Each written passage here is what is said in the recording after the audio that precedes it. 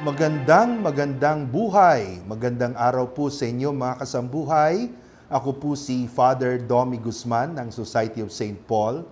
At muli sa ngalan po ng mga pari ng Archdiocese of Manila at gayon din ng mga pari, mga brothers at seminarista po ng Society of St. Paul sa Pilipinas at sa Macau.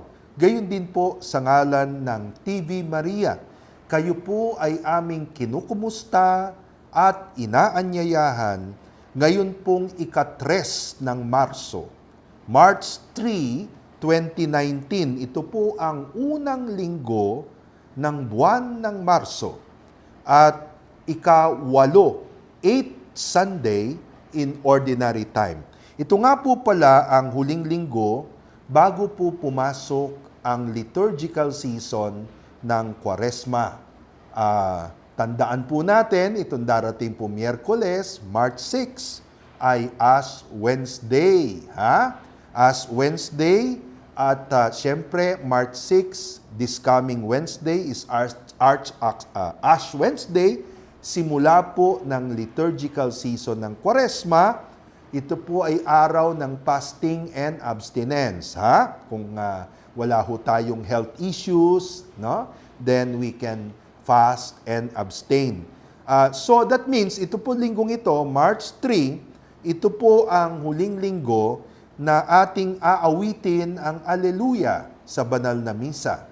And for the rest of the 40 days of Lent, wala po muna tayong Alleluia at wala po muna tayong Gloria in excelsis Deo. Wala pa po yung mga ganong bahagi upang pahiwatig sa atin na tayo po ay pumapasok sa panahon ng pagninilay sa passion and death of our Lord Jesus Christ.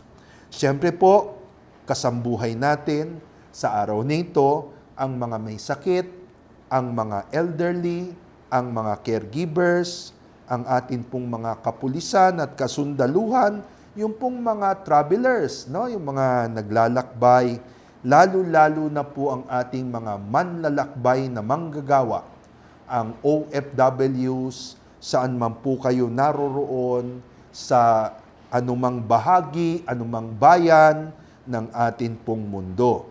At alam po natin, kay internet po namin kayo, either sa Facebook o sa YouTube. Gayon din po ay atin pong binabati ang ating mga kapatid na mga cancer patients, no? Lalo-lalo na po yung mga members ng Morning Glory. Ito po ang tawag nila sa kanilang support group.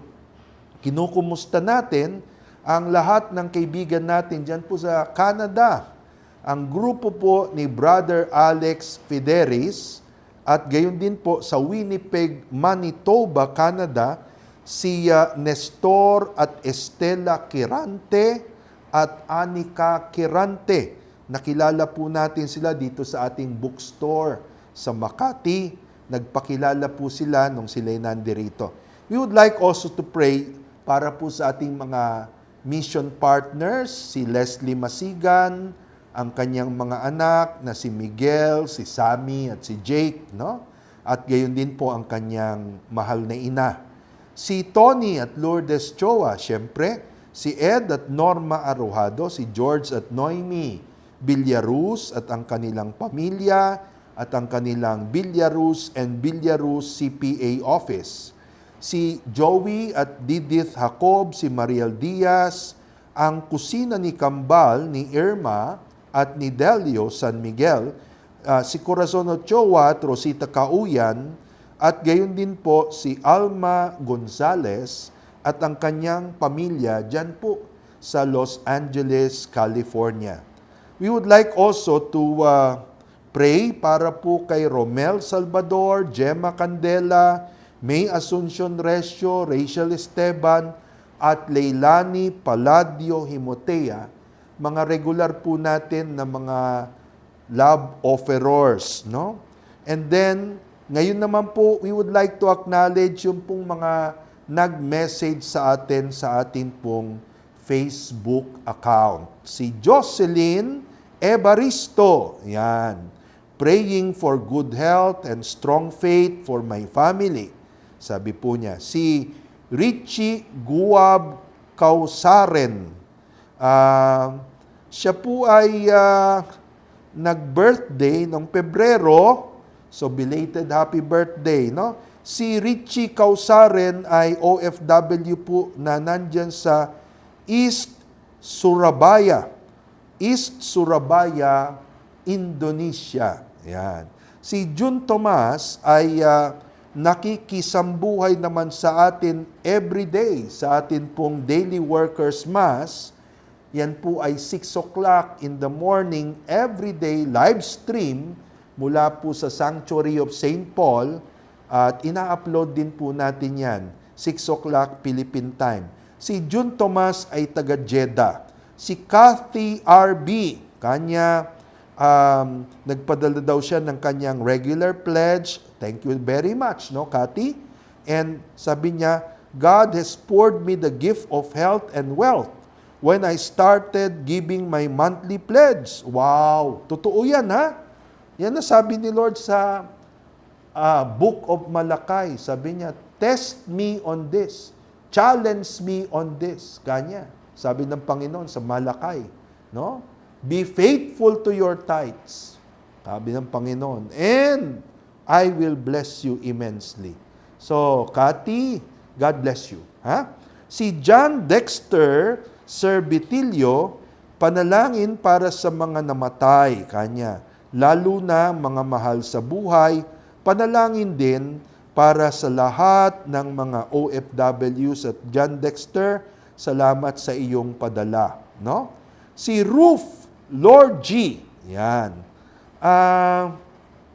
Nais niyang ipanalangin natin ang kanyang anak na si Gianna Marie Bernardo na nawa ay makarecover sa dengue.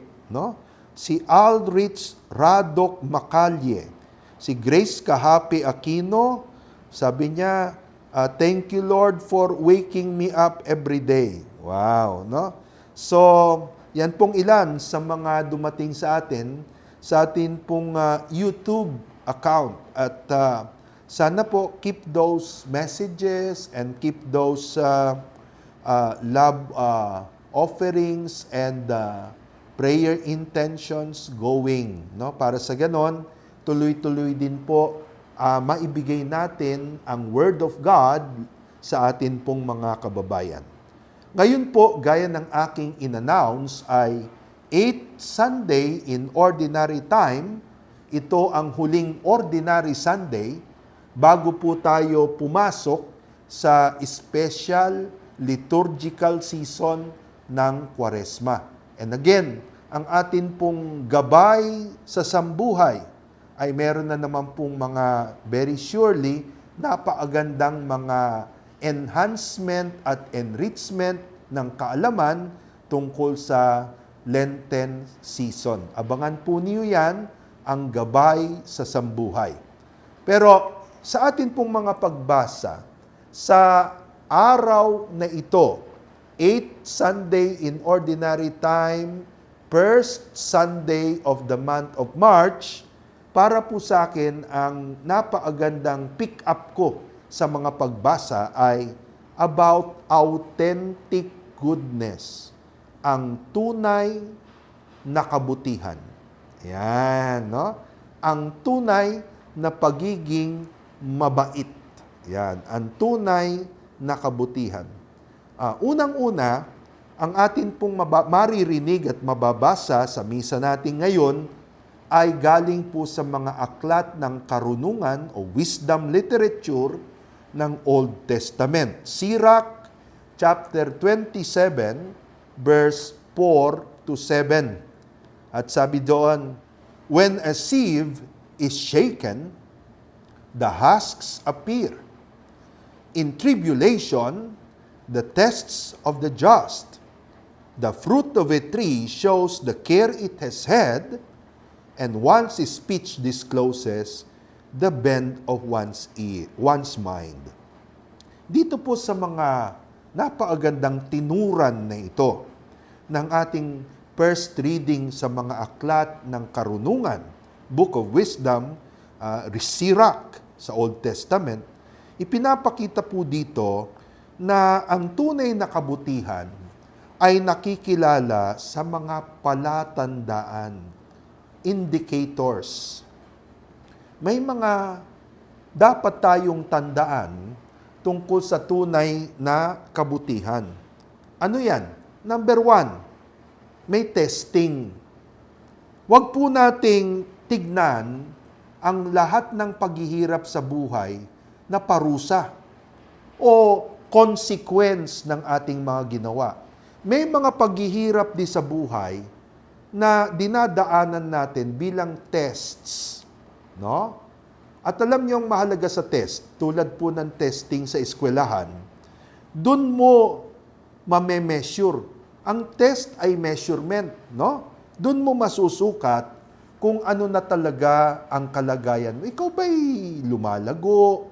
Ikaw ba'y lumalalim sa iyong pangunawa, sa iyong pagsasabuhay ng mga mabuting balita ng ating Panginoon?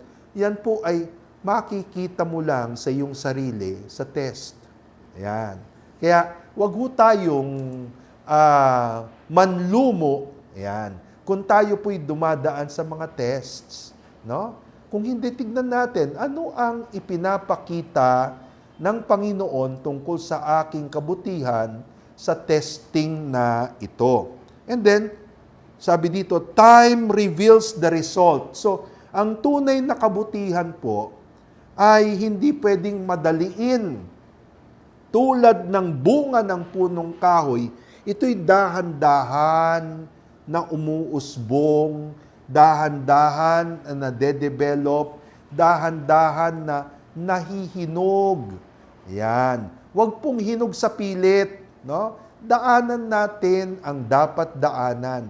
Sabi nga natin there is no greater teacher than life.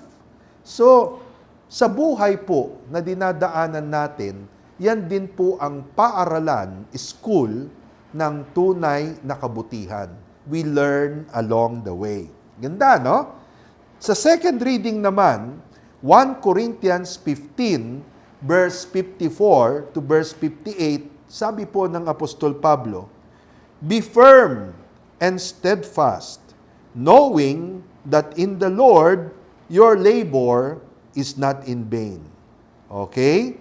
So, alam niyo po, ang tunay na kabutihan ay hindi po sumasa atin sa isang pamamaraan na convenient, comfortable, and instant. Yan ang mga words natin ngayon no? Convenient, comfortable, instant. Hindi po. Lahat pinagpapawisan.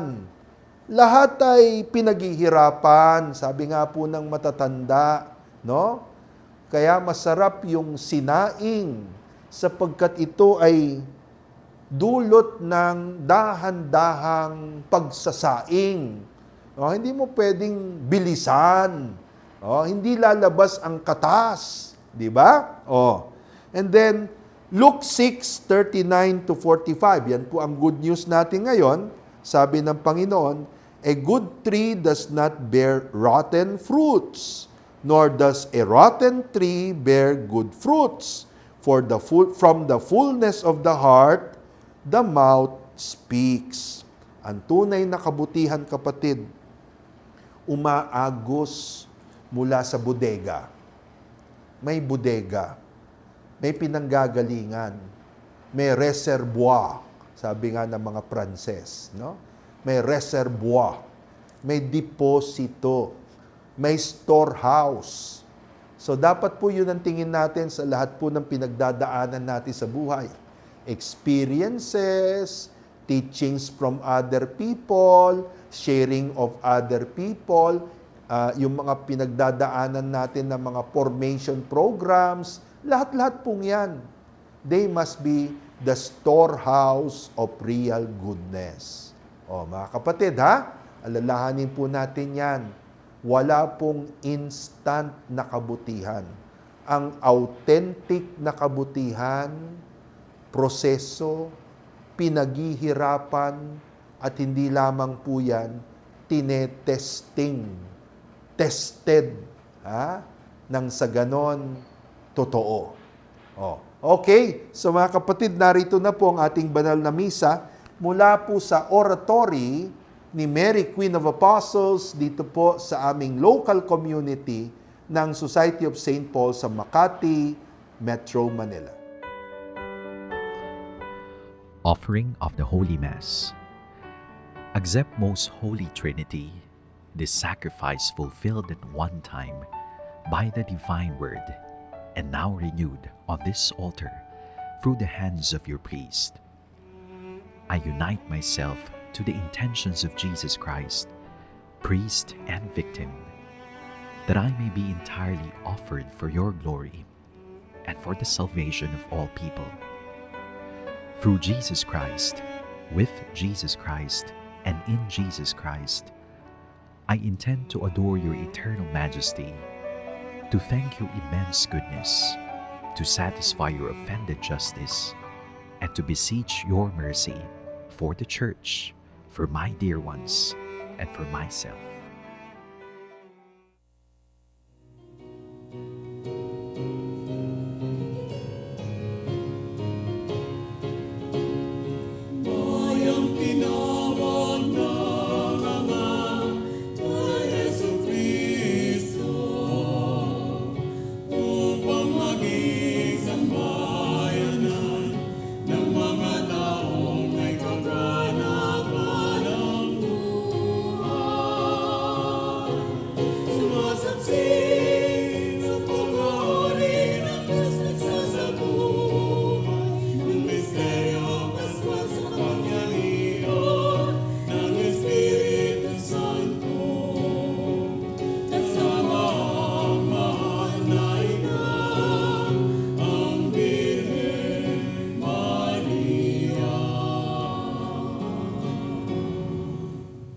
Sa ngalan ng Ama at ng Anak at ng Espiritu Santo. Amen. Sumainyo ang Panginoon. At sumayo rin. Mga kapatid, tinipon tayo bilang mga kaanib ng kanan Diyos. Kaya dumulog tayo sa mawaing Panginoong nagpapatawad ng lubos. Sinugong tagapagpagaling sa mga nagsisisi, Panginoon, kaawaan mo kami. Panginoon, kaawaan mo kami. Dumating na tagapag-anyayang mga makasalanay magsisi, Kristo, kaawaan mo kami. Kristo, kaawaan mo kami. Nakaluklok ka sa kanan ng Diyos Ama para ipamagitan kami. Panginoon, kaawaan mo kami. Panginoon, kaawaan mo kami. Kaawaan tayo na makapangyarihang Diyos, patawarin tayo sa ating mga kasalanan, at patnubayan tayo sa buhay na walang hanggan. Amen.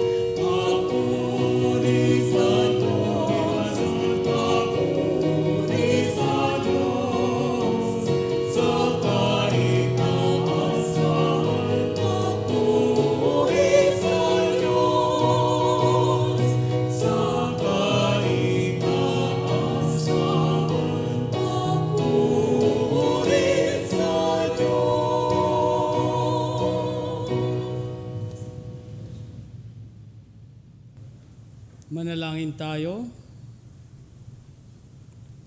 Ama naming makapangyarihan, ipagkaloob mong maitaguyod ang sanlibutan sa matiwasay na pag-iral ayon sa layunin mo para sa aming kapakanan, sa pagsamba sa iyo ng may panatag na kalooban, sa pamamagitan ni Jesucristo, kasama ng Espiritu Santo, magpasawalang hanggan. Amen.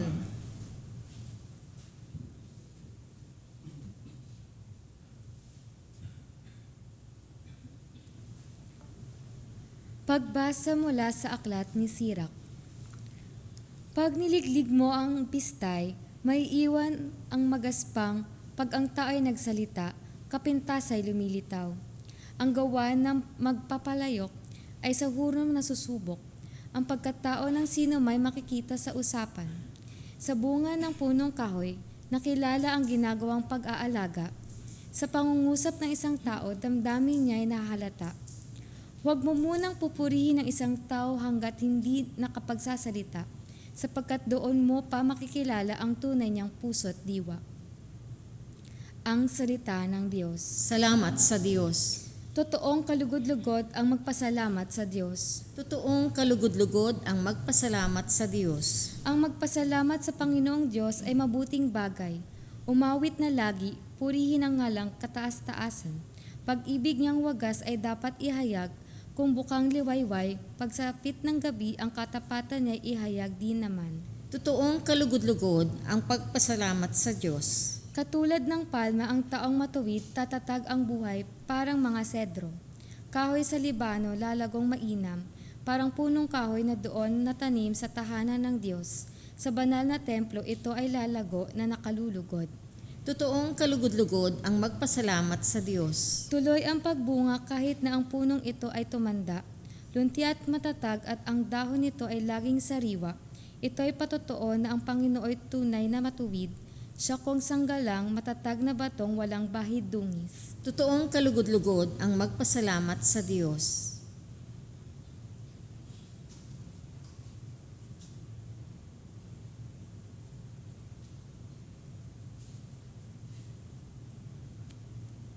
Pagbasa mula sa unang sulat ni San Pablo sa mga taga-Korinto. Mga kapatid, kapag napalitan na ng walang pagkabulok ang nabubulok at napalitan na ng walang kamatayan ang namamatay, matutupad ang nasa saad sa kasulatan. Nalupig na ng kamatayan, ganap na ang tagumpay. Nasaan o kamatayan ang iyong tagumpay? Nasaan o kamatayan ng iyong kamandag? Ang kamandag ng kamatayan ay ang kasalanan at ang lakas ng kasalanan ay nagmumula sa kautusan. Magpasalamat tayo sa Diyos na nagbibigay sa atin ng tagumpay sa pamamagitan ng ating Panginoong Hesukristo. Kaya nga mga kapatid, magpakatatag kayo at huwag matitinag. Magpakasipag kayo sa gawain para sa Panginoon, yamang alam ninyong di nasasayang ang inyong pagpapagal para sa Kanya. Ang salita ng Diyos. Salamat sa Diyos.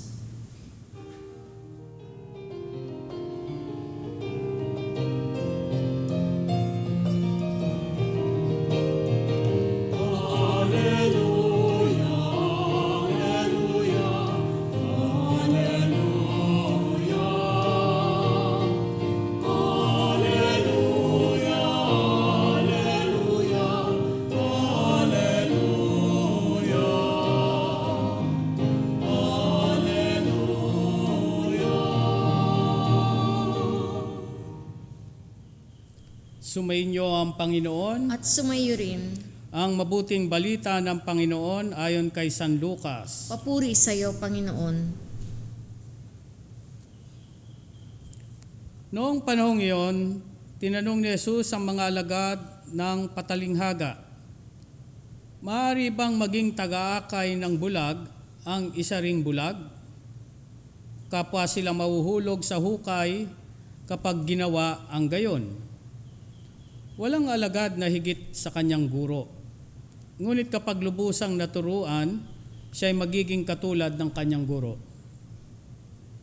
Ang tinitingnan mo'y ang puwing ng iyong kapatid, ngunit hindi mo pinapansin ang tahilan sa iyong mata. Paano mo masasabi sa iyong kapatid, "Kapatid, bayaan mong alisin ko ang iyong puwing," gayong hindi mo nakikita ang tahilang nasa iyong mata? Mapagpaimbabaw. Alisin mo muna ang tahilan sa iyong mata at makakakita kang mabuti.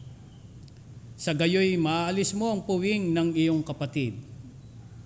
Walang mabuting punong kahoy na namumunga ng masama at walang masamang punong kahoy na namumunga ng mabuti.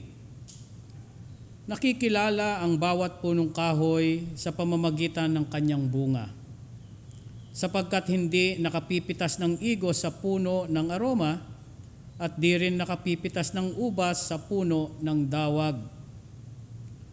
Ang mabuting tao ay nakapagdudulot ng mabuti sapagkat tigib ng kabutihan ang kanyang puso. Ang masamang tao ay nakapagdudulot ng masama sapagkat puno ng kasamaan ang kanyang puso. Sapagkat kung ano ang bukang bibig, siyang laman ng dibdib. Mga kapatid, ang mabuting balita ng Panginoon. Pinupuri ka namin, Panginoong Jesucristo. Magandang araw ng linggo po sa inyong lahat, mga kasambuhay. Lalo na sa mga kasambuhay natin, mga kababayan na nagtatrabaho o naninirahan na ngayon sa ibang mga bayan, sa iba-ibang panig ng mundo. And may special mention po tayo sa ating mga kababayan dyan sa Japan. Dumadami na raw ang ating mga tagasunod, mga kasambuhay dyan sa Japan. Medyo nagtataka nga po ako kasi bakit kaya gustong-gusto nila ngayon sa Japan? Sabi kasi daw, moderno daw sa Japan. Pero ang totoo, hanggang ngayon dyan sa Japan, panahon pa ng taghapon. No? Kaya parang isipin ninyo, talaga bang moderno dyan? Biro lamang po, baka magsiuwi na yung mga kababayan natin at panahon pa ng taghapon dyan sa Japan. Binabati ko rin po ang aking pamangkin, si Bea Flores, anak ng aking kapatid na lalaki na palagay ko medyo nalulungkot na yon, kaya gusto kong batiin siya kasi nandun po siya sa New Zealand at doon na magpapatuloy ng kanyang pag-aaral. Mag-isa lang siya doon.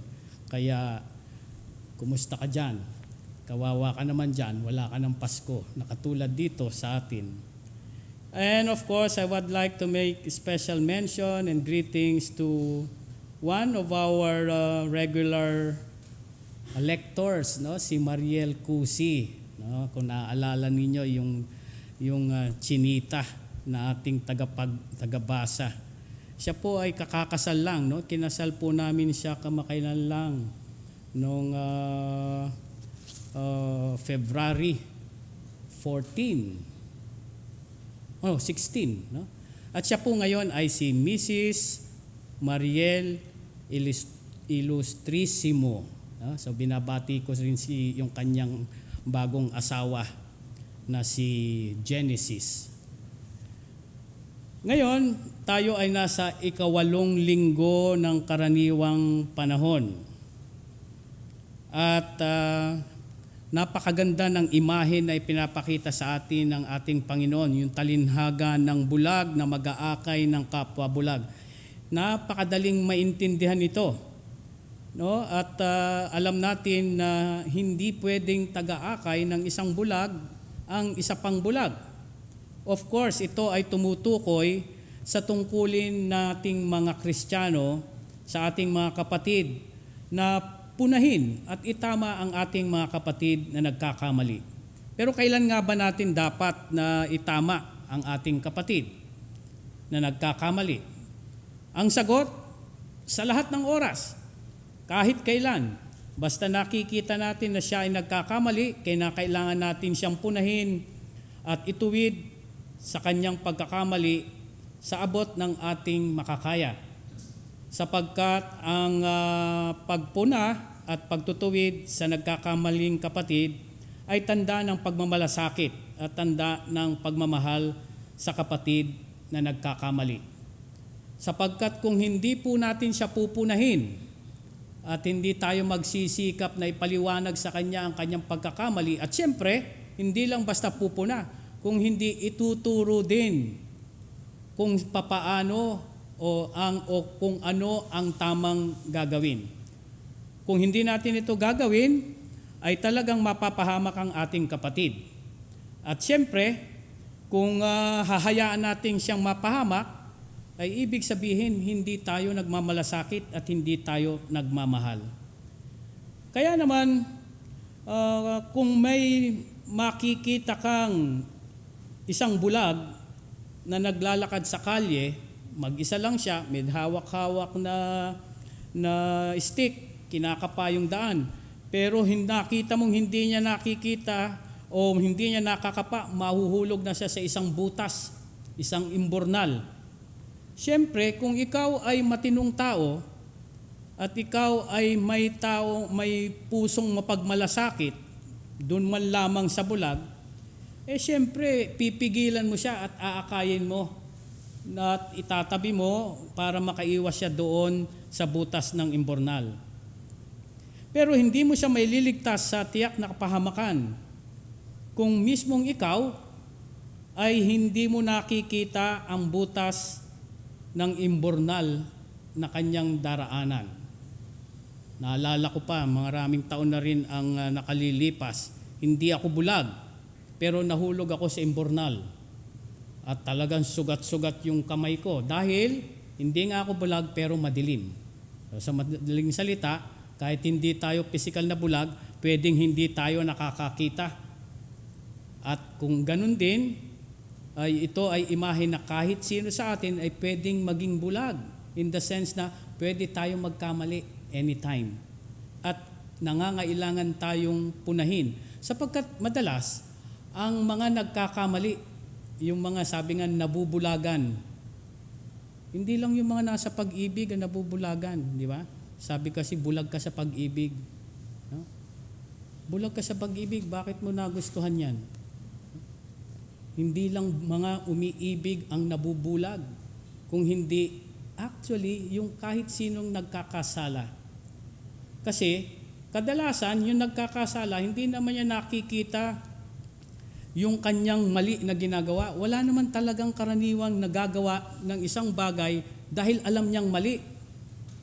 Ang nakikita niyang isang bagay ay yung maganda. Nabubulagan siya doon sa mali. Pagpalagay na, isang babaeng nagkagusto sa isang lalaki. Sabi niya, talagang mahal ko ito, napakabait naman sa akin. At talaga naman mapagbigay, maalalahanin. Yun ang nakikita niya. Pero hindi niya nakikita, yung lalaking yun ay may asawa. Sa makatwid, nabubulag siya doon sa katotohanan na mali una pa sa lahat ang pagmamahal na yun. No? Pero mangangatwiran pa yon, sasabihin, dear Father, talagang we just have the right love at the wrong time. Sos, pag wrong time, wrong love yan, kahit kailan. No? Kasi ang tamang pagmamahal, tama ang timing, tama ang lugar, tama sa lahat. Sa makatwid, ang isang nagkakamali, ang isang nagkakasala ay nabubulagan. Kaya naman napakadaling maunawaan ang pananalita ni Jesus sa Ebanghelyo. Pwede nga kayang akayin ng isang bulag ang isa pang bulag. Di ba't kapwa sila mahuhulog sa kanal? Ang mag-aakay na kapwa bulag doon sa halimbawang sinabi ko, ayos lang yan. Basta mahal mo. Talaga? Oo, kasi ako ganun din eh. Yung pala siya rin, nakikisama rin sa hindi niya asawa. So pareho silang bulag. Pareho hindi nila nakikita. Basta wala kang inaargabyadong sino man, sabi, okay lang yan.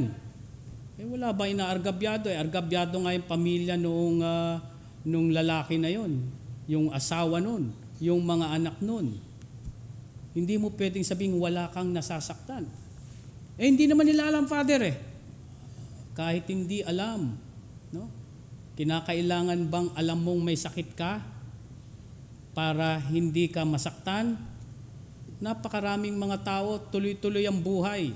Hindi nila alam na may sakit. basta na lang titimbuang. Oh. So ibig sabihin kahit hindi mo alam, affected ka. Ganun din doon sa sinasabi ng babaeng yon.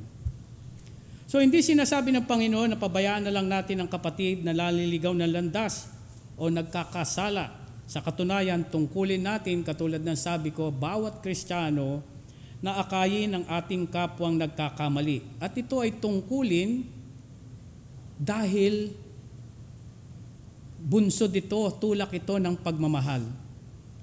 Nais lang ng Panginoon na dito, sa narinig natin, nais lang ng Panginoon na kung tayo ay magtatama o magtutuwid ng isang pagkakamali, kinakailangan din muna nating tingnan ang ating sarili.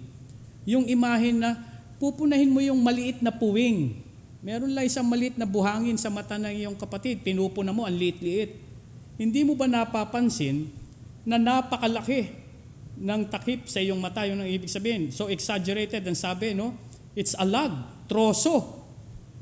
Ganun ka exagerado, no? Ang ibig sabihin, talagang hindi mo pwedeng gawin yon. Hindi mo dapat gawin ang itama ang kapatid na nagkakamali dahil mas maliit yung kanyang pagkakamali. Kung hindi mo magagawa ng maayos.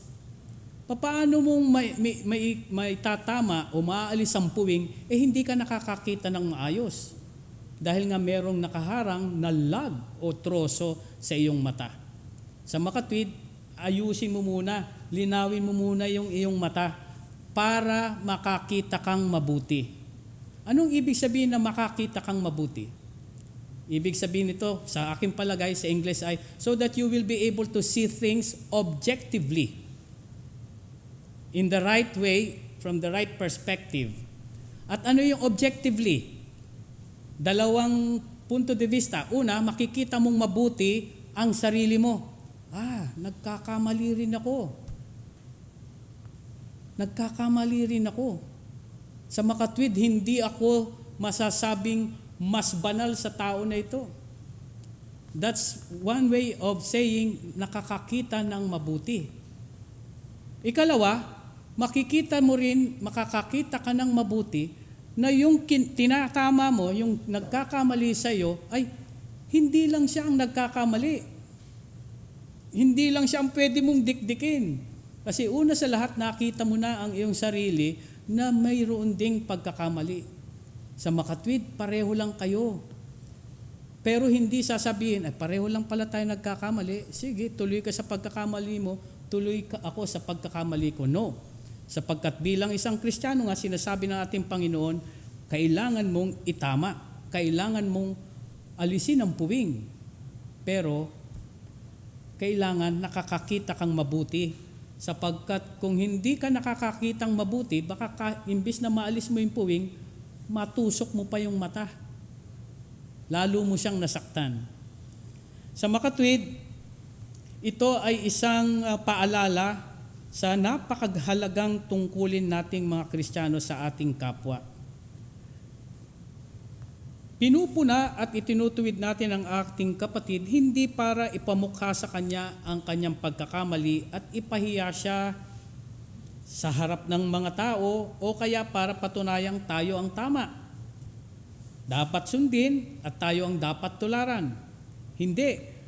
Pinupuna natin siya para makaiwas siya sa patuloy na pagkakamali at tahakin ang daan ng kabanalan na atin na ring tinatahak o hinahangad na daanan. Sa bandang huli, ginagawa natin ang pamumuna at pagtutuwid sa ating kapatid dahil minamahal natin siya. Yun ang pangunahing motibo sa pagtatama. Dahil because we care, because we love. Naalala ko yung, and precisely because we love, we cannot allow the person we love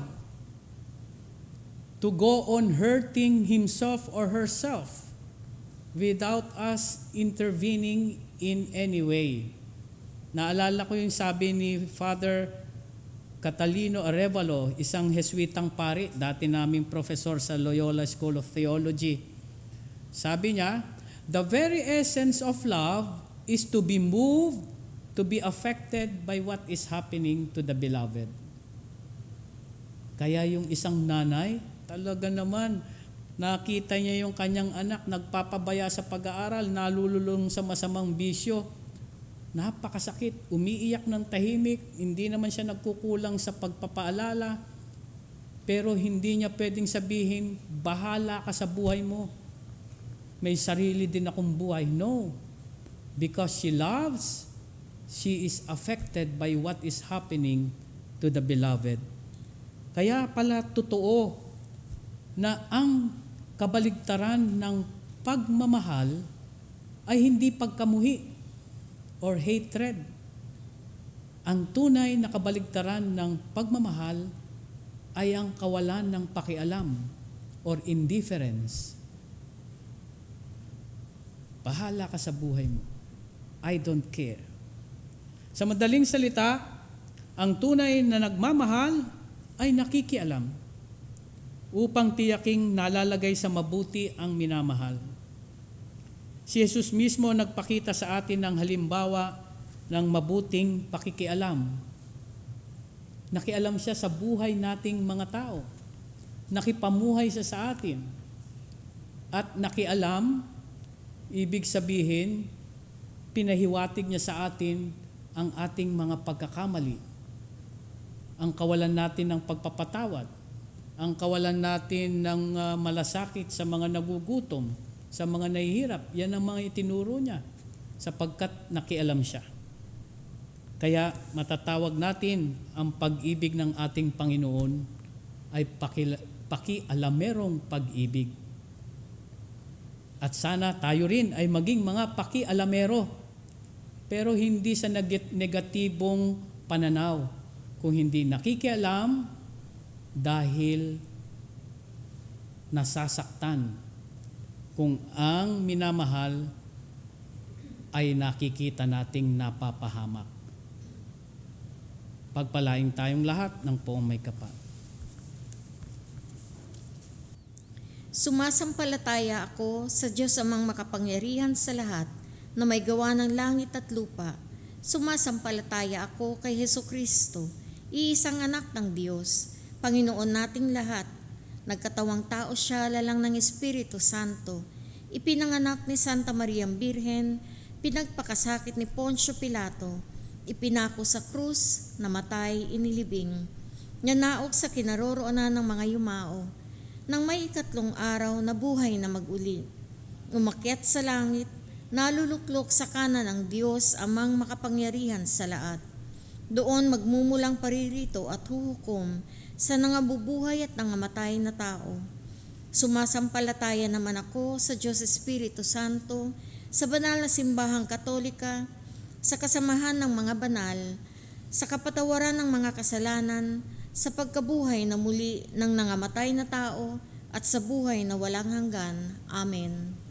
Itaas natin sa mawaing Panginoon ang ating mga kahilingan at buong pagtitiwala nating sabihin, Mahabaging Ama, dinggin mo kami. Mahabaging Ama, dinggin mo kami. Maging tapat nawa ang simbahan sa kanyang pagsaksi sa awa at habag ng Panginoon, at alang-alang sa pagsaksing ito ay malinis niya ang sarili sa pamamagitan ng penitensya at pagkalinga sa mga mananampalataya. Manalangin tayo. Mahabaging Ama, dinggin mo kami. Suportahan nawa ng mga nasa pamahalaan at mga mamamayan ang mga taong nagnanais na magbagong buhay. Manalangin tayo. Mahabaging Ama, dinggin mo kami. Huwag nawang magkulang ang mga magulang at mga guro sa paghuhubog ng responsableng kabataan na kanilang magiging katuwang sa pagtaguyod ng lipunan. Manalangin tayo. Mahabaging Ama, dinggin mo kami. Lukuban nawa tayong lahat na natitipon ngayon ng Espiritu Santo upang maging mahinahon, maunawain at sagana sa pag-ibig, lalo na sa social media. Manalangin tayo. Mahabaging Ama, dinggin mo kami. Akayin nawa ng maawaing Diyos ang ating mga yumaong mahal sa buhay tungo sa kanyang kaliwanagan. Manalangin tayo. Mahabaging Ama, dinggin mo kami. Maway Ama, aming isinasamo na ang kapayapaang iginawad mo sa iyong mga alagad matapos ang pagtatagumpay ng iyong anak sa kamatayan, ay amin din nawang maramdaman sa daigdig na puno ng kaguluhan na iyong babaguhin sa takdang panahon at paghaharian magpasawalang hanggan. Amen.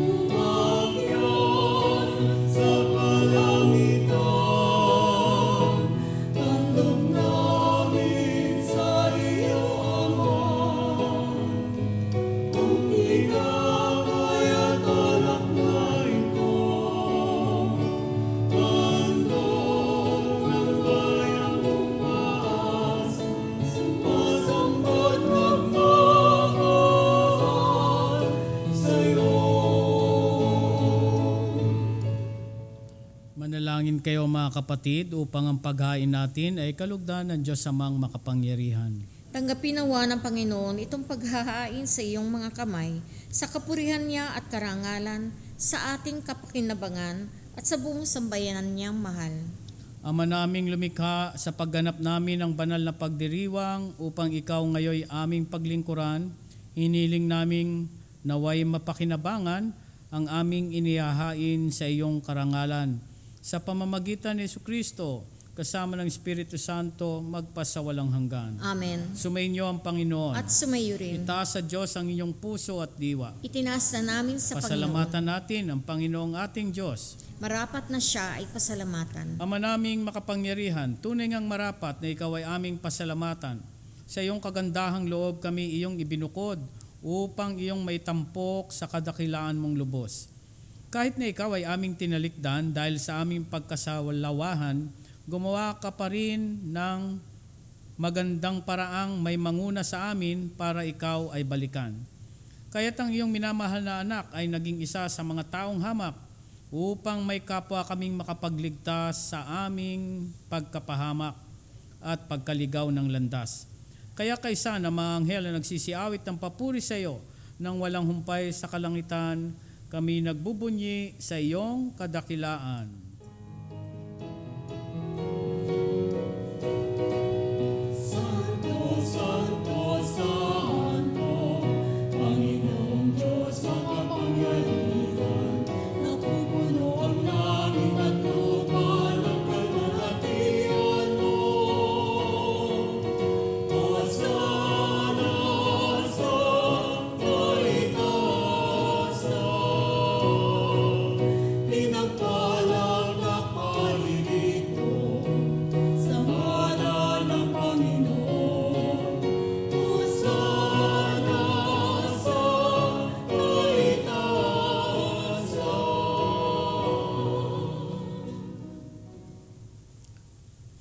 Ama naming banal, ikaw ang bukal ng tanang kabanalan.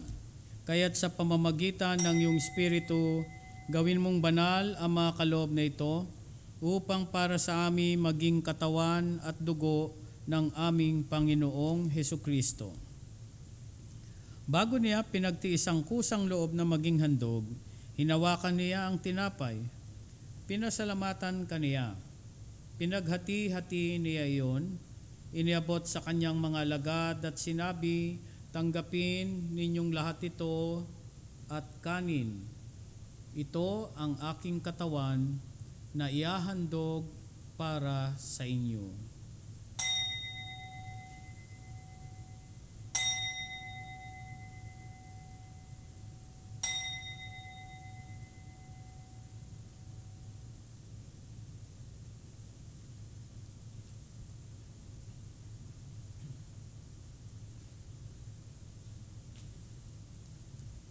Gayon din naman, noong matapos ang hapunan, hinawakan niya ang kalis, muli kaniyang pinasalamatan, iniabot niya ang kalis sa kanyang mga alagad at sinabi, "Tanggapin ninyong lahat ito at inumin. Ito ang kalis ng aking dugo, ng bago at walang hanggang tipan. Ang aking dugo na ibubuhos para sa inyo at para sa lahat, sa ikapagpapatawad ng mga kasalanan. Gawin ninyo ito sa pag-alala sa akin."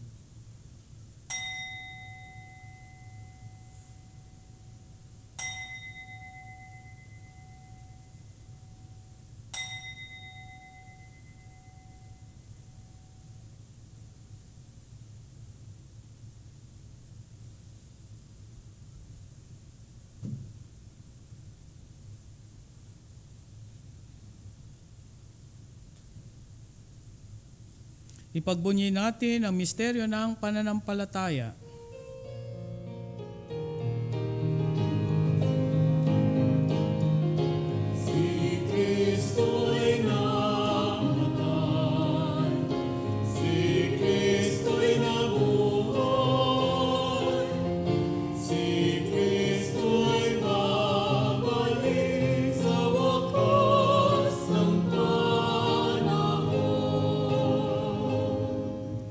Ama, ginagawa namin ngayon ang pag-alala sa pagkamatay at muling pagkabuhay ng iyong anak.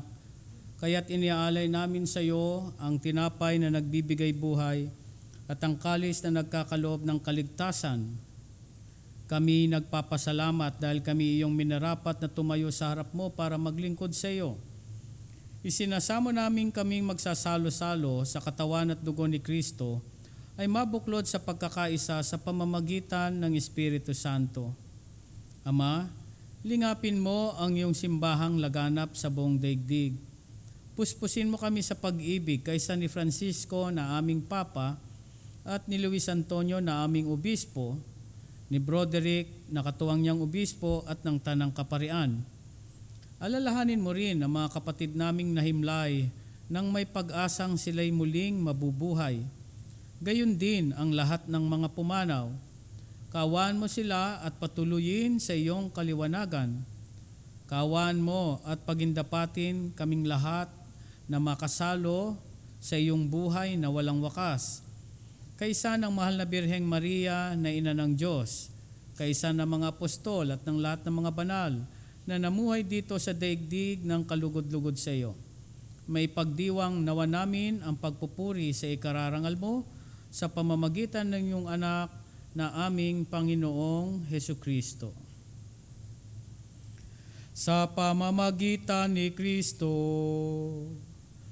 kasama niya at sa Kanya, ang lahat ng parangal at papuri ay sa iyo, Diyos Amang makapangyarihan, kasama ng Espiritu Santo, magpasawalang hanggan.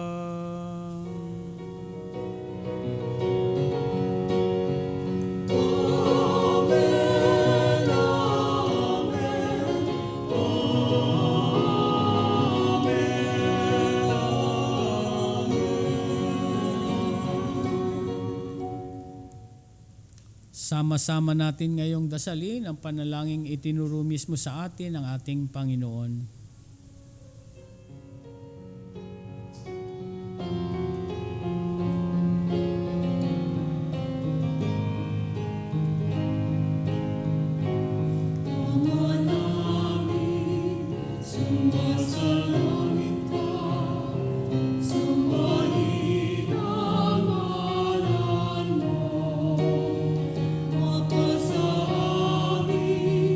Ang kaharian mo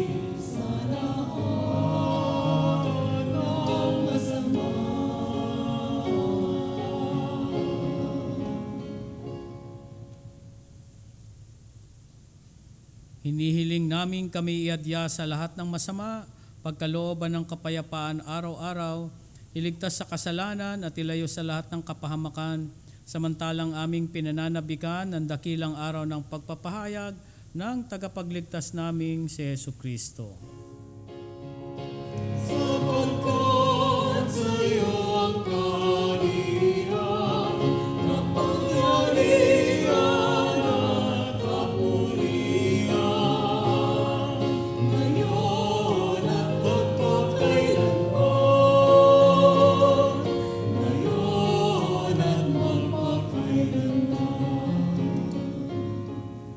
Panginoong Jesucristo, sinabi mo sa iyong mga apostol, kapayapaan ang iniiwan ko sa inyo, ang aking kapayapaan ang ibinibigay ko sa inyo.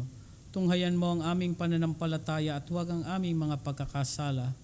Pagkalooban mo kami ng kapayapaan at pagkakaisa, ayon sa iyong kalooban, kasama ng Espiritu Santo, magpasawalang hanggan. Amen. Mga kapatid, ang kapayapaan ng Panginoon ay laging sumainyo. At sumayo rin. Magbigayan tayo ng kapayapaan sa isa't isa. Peace be with you.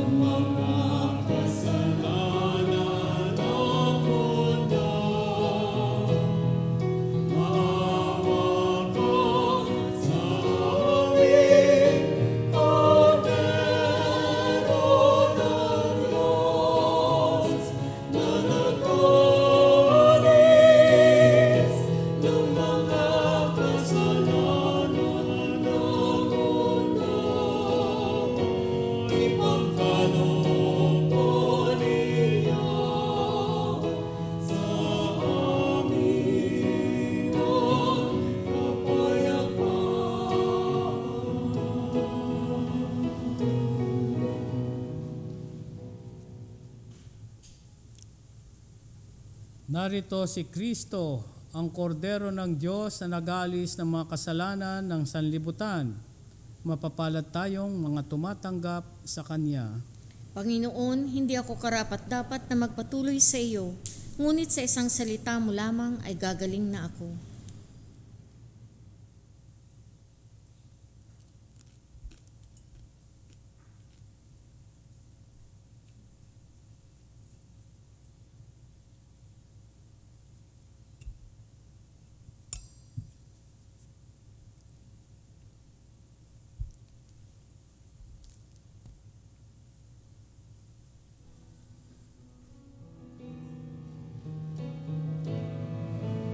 Prayer during communion.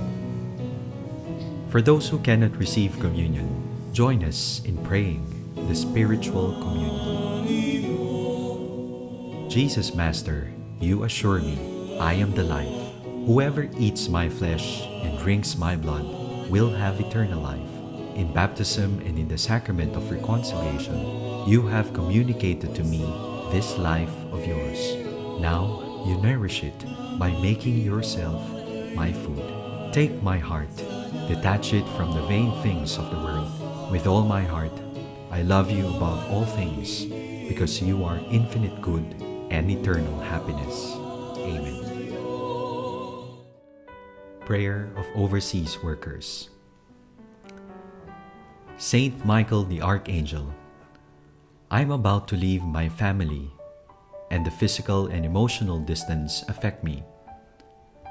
The physical distance means I will be living in a totally different culture where everything will be new. The emotional distance implies that no longer will I be able to embrace my loved ones when I want to. You have done special mission for God, and you did it confidently, trusting that everything will be all right, because our Creator has everything in His hands. Share with me the same faith. Make this travel a part of my mission here on earth. I have to live for the good of my family and loved ones. I have to live to do God's will. While I am away from them, protect them from dangers. Let them feel my presence through my letters and calls. Make us a strong family, even though we are far from one another. Saint Michael, through your intercession, may Jesus be the light of the family, and Mary be our mother too. Amen.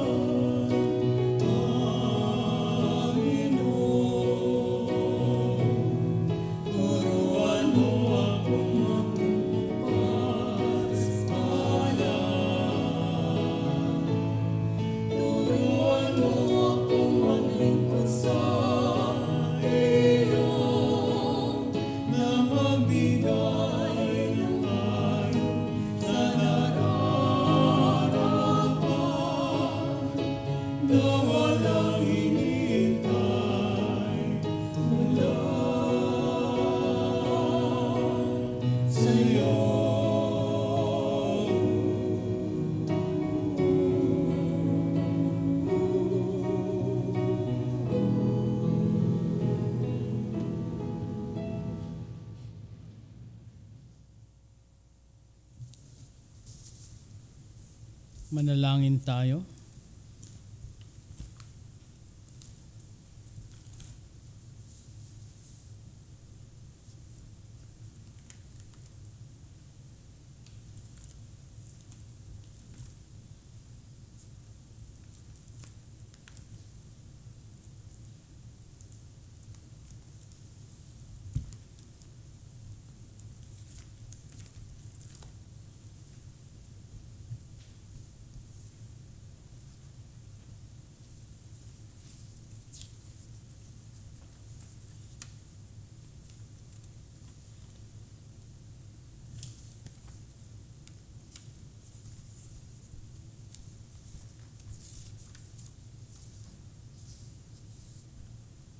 Ama naming mapagmahal, kaming iyong pinapakinabang ay iyong kaawaan upang ang aming pinagsaluhan ay magdulot ng aming pakikilahok sa iyong buhay na hindi matatapos.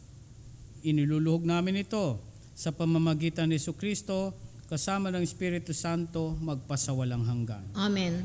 Sumainyo ang Panginoon. At sumayo rin. Yumuko kayo habang iginagawad ang pagbabasbas.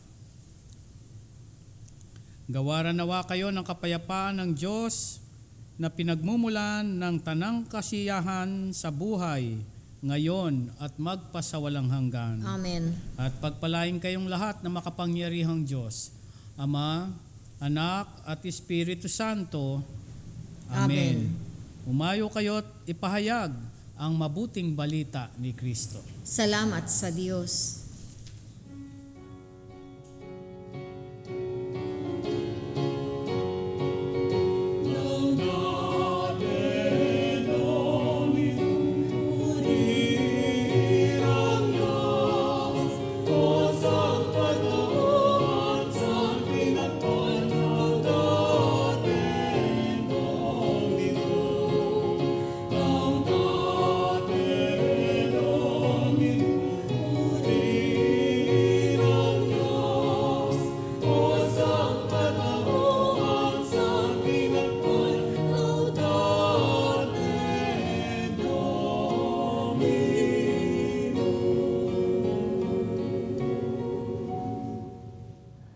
Maraming salamat sa atin pong priest presider para po sa 8th Sunday of Ordinary Time na ito. Sabi nga natin, the last Alleluia Sunday bago po yung atin pong Miyerkules de Ceniza sa darating pong Miyerkules, no?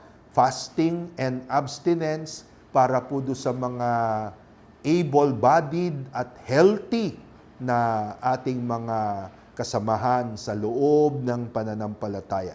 Ngayon naman po idadako tayo sa ating tuloy-tuloy na katikismo mula po sa Gaudete et Exsultate ni Pope Francis, isang katekismo tungkol po sa holiness. At pinag-uusapan po natin ang signs of holiness, mga tanda ng tunay na kabanalan.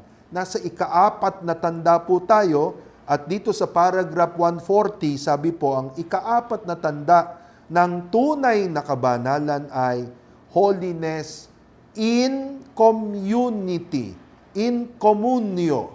Yan, in community. Ang tunay na kabanalan dapat hindi lang po naglalapit sa atin, sa ating Panginoong Diyos. Kung hindi, naglalapit sa atin sa komunidad, sa iba, sa simbahan, bilang community of the faithful. Unang-una po, napakahirap na maging banal na nag-iisa ka lang. Imagine, maraming tukso, maraming challenge, maraming mga tanong ang mundo. Kung mag-isa ka lang nahaharap diyan sa mga tukso na yan, mga tanong na yan, mga agam-agam na yan sa buhay, I'm very sure there are low moments sa buhay po natin. Kaya, mahalaga po na ang isang tunay na kabanalan is always in community, in communio. At meron po tayong halimbawa sa mismong liturhiya ng simbahan ng kabanalan na nanggaling po sa community. Unang-una, nandun po yung tinatawag natin na kapistahan ng mga Order of the Servites. Yan po, Etong mga Order of the Servites, hindi po natin alam ang kanilang founder, pero basta sabi po sa liturgy, 7 holy founders of the Order of the Servites. They were canonized as a community. 7 holy founders. O, biro mo yan. O, another one, si Paul Miki and Pedro Bautista and companion martyrs. O, sila po, sabay-sabay na naging martir, sabay-sabay na kinilala ang kabanalan ng kanilang martyrdom po diyan sa Japan ng kapanahunan po ng shogunate ni Hideyasu.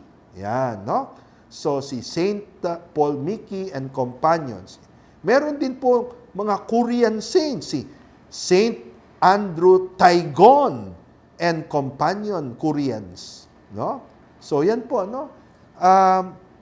in the church today, there are examples not only of canonized saints, but saints who become canonized because they lived in a holy community. Sipin mo yan. Halimbawa, yung pamilya po ni Saint Teresa of Lisieux. Na nakita natin si Saint Teresa of Lisieux, hindi lang po banal. Yung kanyang dalawang magulang, tatay niya at nanay niya, ay mga banal din. At alam ko yung isang kapatid niya, tinitignan din ngayon ang naging legacy of life. Sabi po ni Saint John of the Cross, you are living with others to be fashioned and to be tried. Sabi po ni John of the Cross, dalawa ang dahilan kung bakit kailangan tayong mabuhay sa kabanalan sa konteksto ng isang community. Una, to be fashioned, para tayo ay hubugin. Kasi yan po ang tao. Hindi naman tayo isinilang na maalam. Kailangan pag-aralan natin lahat. Paglalakad, pagkain, pagsasalita, di ba? Pinag-aaralan lahat yan. So, pati kabanalan, kailangan i-passion tayo. And then, sabi ni John of the Cross, to be tried. Para sa ganon, tayo po ay testingin. Kanina sa atin pong liturgy sa misa, di ba? Kailangan ng testing. Yan. Kung hindi pumasa sa testing, hindi tayo sigurado dyan. Kaya nga, yung iba kapag bumibili ng anumang produkto, yan ang tinatanong, ito ba'y tried and tested na? Wow! So, dapat ganun din pong kabanalan natin sa loob ng community. Kaya, Huwag kayong magtaka kapag sa loob ng community meron pong mga taong pasaway. May mga taong kontrapelo, no, di ba? So, tignan nyo, paano ba napupulido ang diamond? O, kailangan merong liliha na kapwa diamond. Ganun eh. Dapat may kontrapelo eh. Masakit. No, siyempre, pero yan ang buhay po natin. Kahit na yung kahoy bago mo ikasa yung isang napakagandang kahoy sa bahay, kailangan muna ay merong kang kakatamin. Di po ba? So, ganun yan no? Meron kang dapat na pangkatam.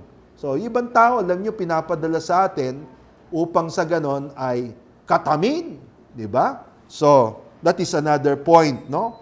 And then, of course, iba-iba ang atin pong community. Nagdadaan tayo sa pamilya, nagdadaan tayo sa parokya, nagdadaan tayo sa eskwela, o yung iba, ang kanila pong community ay ang religious community nila. How do you see community? Ang ganda po ng definition ni Pope Francis sa paragraph 142 ng Gaudete et Exsultate. Sabi po ni Pope Francis, a community must be a God-enlightened space in which to experience the hidden presence of the risen Lord. Wow, ang ganda. A God-enlightened space in which to experience the hidden presence of the risen Lord. Sana po lahat ng family, lahat ng parokya, lahat ng community, maging ganyan. Pwede natin sabihin, I have seen the Lord. Sa isa't isa. No? And then, of course, sa community, namomolde po tayo doon sa tinatawag ni Pope Francis na holiness in small gestures. Yan. So, ang holiness, ipinapakita natin sa mga maliliit na mga bagay-bagay. And it is in community that we are, made to pay attention to small details like the little detail of the wine running out, the little detail of one sheep missing, the little detail of noticing a widow offering 2 small coins, the little detail of having spare oil for the lambs. Ganda, no? Sa Ebanghelyo po, marami pong little details, no? The little detail of a boy with fish and barley loaves. Ayan, no? So, yan po. Sa community po natin natututunan yung mga little details na yan. Di ba? Kaya, pasalamat tayo sa community, no? At ipanalangin po natin na sa ating community, sabi nga, we are able to pray the Jesus Prayer. Ano ba yung Jesus Prayer? Paragraph 146 ni Pope Francis sa Evangelii sa Gaudete et Exsultate, kinote niya po yung John 17:21. Sabi niya, ito ang prayer ni Jesus about community, that all may be one, even as you, Father, are in me, and I in you, that all may be one. Okay? So, ngayon naman po, we would like to invite you to be a partner in mission. Unang-una, maging kasambuhay po namin kayo na nasa misyon sa pamagitan po ng inyong love offerings. Kaya nasa screen po natin ang ating mga bank account numbers. No? Kung gusto nyong ipadala sa foundation, pwede po. Kung medyo problema yung pagpapadala sa foundation, meron po tayong account. Nasa pangalan po namin ni Father Resty, pero ito po ay monitored ng Society of St. Paul. Pangalawa po, you can be a mission partner by spreading the news about our apostolate. Kaya po nasa screen po natin, pakikopya po yung cable channels ng TV Maria, pakilala nyo ito, at gayon din po ang digital accounts ng ating pong Sambuhay TV Mass. And also, you can be a mission partner by texting us about your mass intentions and other sharings. Nasa screen po natin ang ating dedicated text number para po sa Sambuhay TV Mass. Sa ngalan po ni Father Resty de la Peña at ng buong staff ng St. Paul Audiovisuals, iniiwan po namin sa inyo ang prayer na ito to spend the week well. My dear and sweet Mother Mary, keep your holy hand upon me. Guard my mind, my heart, my senses, that I may never commit sin. Bless my thoughts, my affections, my words and actions, that I may always please you. Jesus and Mary, give me your most holy blessings. Amen.